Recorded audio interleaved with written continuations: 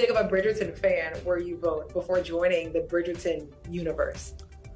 I had seen it and was completely encapsulated by the story and the costumes and the visuals and everything it stood for. And it was like my first introduction to period genre. So I'm very fortunate for it. But you had not seen it. I didn't see it. But hey now. No, this is a judgment-free zone. I am not the target audience, but it had just passed me by.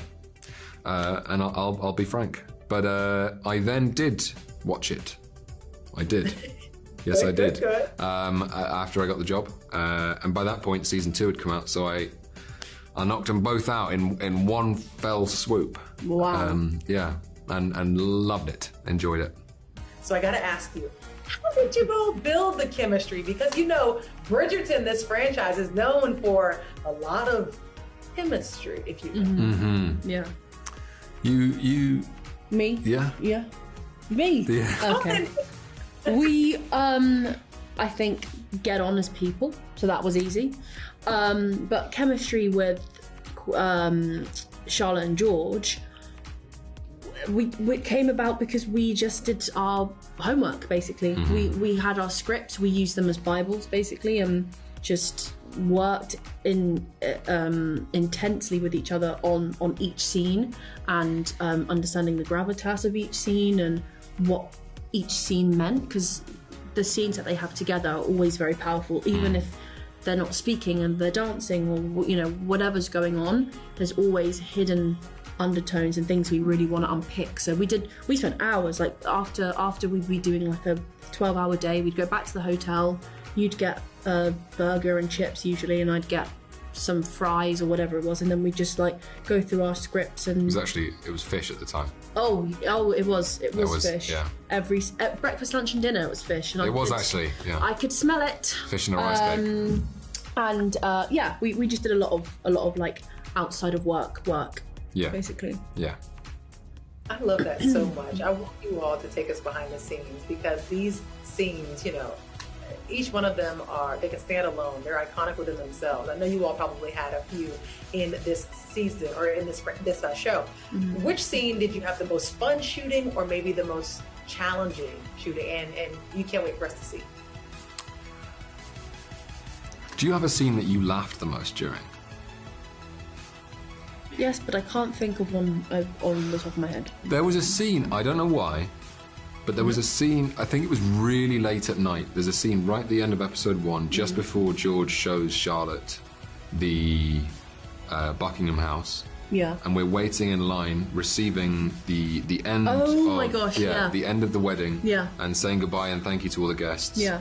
And for some reason, I couldn't even start the scene. Couldn't even start the scene because we're laughing about nothing. Yeah. And then you're laughing about the fact that they're laughing. Yeah. And then you're laughing about the fact that you're laughing about them laughing about nothing. And it was just a loop. Yeah. Tom came over and told me off in a very lovely, lovely way, and also was laughing himself, which didn't help. Yeah. Sometimes it just happens, and once one person goes, then it's just a cascade. Yeah. Yeah.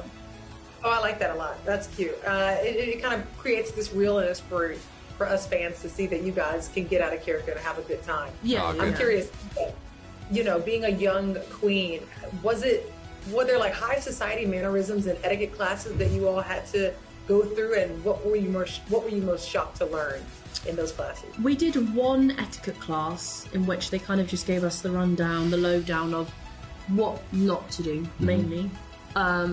But it was kind of a free-for-all, you know. You can kind of still gesticulate in a similar way, and was there anything that we used ourselves a little bit? That's all right. I was getting there, but now I'm there. The bits that I was shocked about, however, were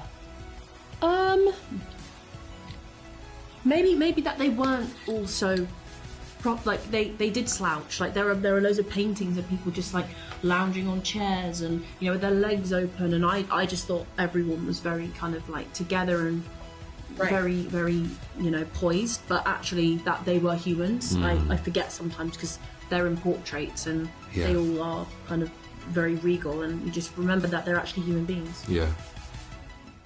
Corey, I want you to talk to me about pressure. Take me to the moment where you realize that you're going to be the third heartthrob in the franchise. You got Reggae, you got Johnny, and now you got Corey. Oh, yeah. So did you like go to the gym a little extra? Did you do anything extra? Eat your fish and salad or what? No, I didn't go to the gym. I didn't go to the gym. This guy's middle name better be Jim, because he was there all the time. What? It is actually funny. I can watch the show, right? And so in the first intimacy scene, which is in episode 2, you see that I'm pretty slim. I don't have a lot of fat on me. And then by the next time that you see me with my shirt off, I see the difference. I just think it's a completely different human. And one of them is meant, the one where I'm bigger is meant to have happened before the day, the same, I mean, it is the same day. But so that was like 4 months after. The production actually got me a personal trainer, which was the worst moments of my life. In the best way, we would start, and you know, we'd stop, and I would stop, and I'd think this is where I would stop, and I would think I've had a really intense workout, and I won't need to come back for a few days, and then they would say, okay, halfway through the warm up, and then we'll get to the, you know, it was just painful. It was just pain. But the product was pretty. You did all right. Nice, Product was pretty good. Look, me, Reggae and Johnny are running different races. They are, you know, they are heartthrobs. They are, and they're very lovely people as well. Right.